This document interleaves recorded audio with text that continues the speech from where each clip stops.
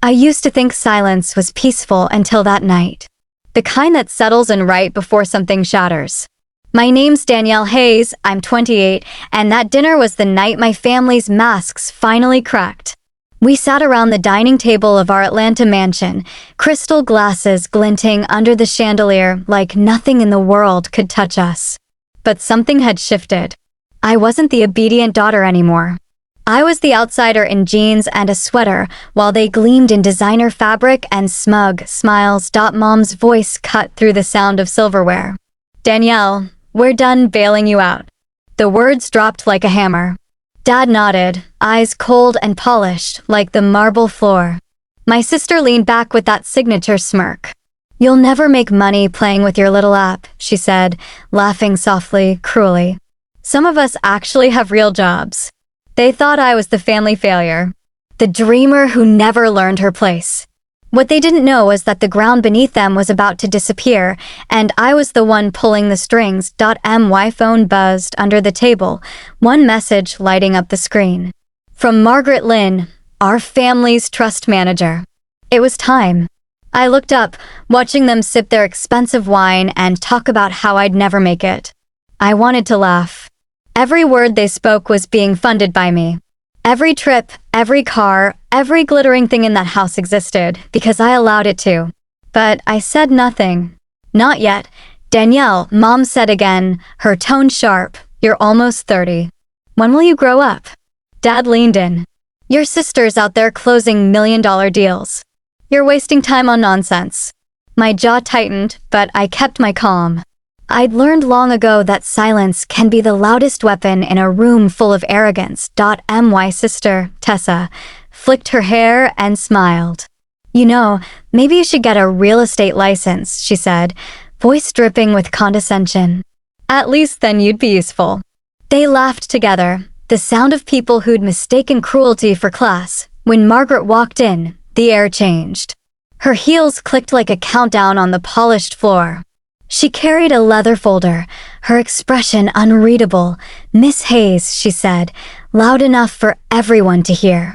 I need your approval for the monthly trust fund disbursements. The room fell silent. Dad frowned.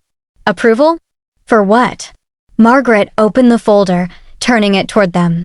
For your monthly allowances, Mr. and Mrs. Hayes. $20,000 each. Miss Tessa Hayes as well. Tessa laughed, shaking her head. You're joking.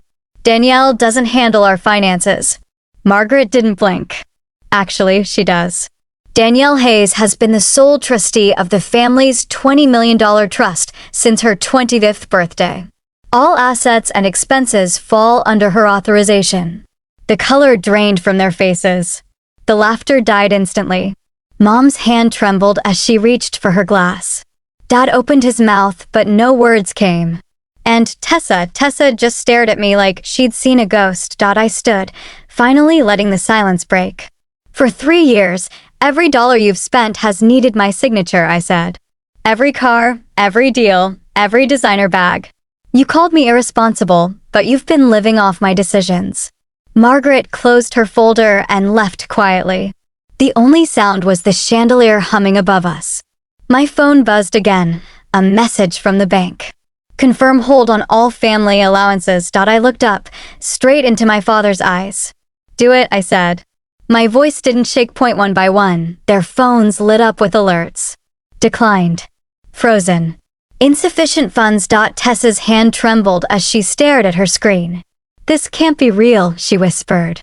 My accounts, my deals, they're all blocked. Mom's voice cracked. Danielle, what are you doing? What I should have done years ago, I said softly. Then I saw the email. The one from an investor I'd pitched to last year. Concerns about your startup's credibility. The subject read. My stomach turned as I read the next line. We were told by your sister, Tessa Hayes, that your company was a scam. I looked up slowly. You did this. Tessa froze, her lips parting, but no words came. You told investors I was a fraud, I said, voice low, shaking with restrained fury. She tried to speak, but I held up my phone, the email glowing between us. You ruined my funding. You nearly destroyed everything I built. Mom stepped in, her voice trembling. Tessa was just protecting the family's name. I laughed, a short, bitter sound.